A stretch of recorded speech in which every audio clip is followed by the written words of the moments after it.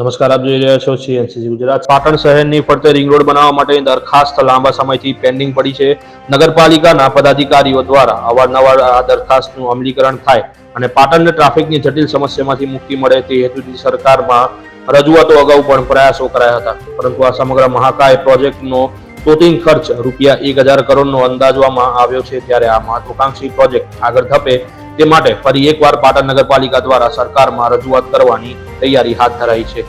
આ માટે પાટણ નગરપાલિકાની પ્રમુખ હિરલબેન પરમારે પાટણના આ સૂચિત રિંગ રોડ માટે થયેલી દરખાસ્તની વિગતો પાટણના માર્ગ અને મકાન વિભાગ પાસે માંગી છે. તેઓએ વિભાગને પત્ર દ્વારા જાણ કરી છે કે માર્ગ અને મકાન વિભાગ તે પાટણ દ્વારા પાટણ શહેરમાં ફરતે રિંગ રોડ બનાવવા માટે અંદાજિત ₹1000 કરોડના ખર્ચે એસ્ટિમેટ તથા પ્લાન તૈયાર કરી સરકારમાં જમા કરાયેલ છે, જેની કાર્યવાહી ઝડપથી આગળ વધારી શકાય તે માટે મુખ્યમંત્રીને રજૂઆત કરાવવાની હોય. આ રિંગ રોડ બાબતે પ્લાન એસ્ટિમેટ તથા કરેલ દરખાસ્તમાં સાધનિક કાગળો અત્રે પ્રમુખને પૂરા પાડવા જેની આગળની દરખાસ્ત સંબંધે કાર્યવાહી કરી શકાશે. Bureau chief, CNCC Gujarat, Patan.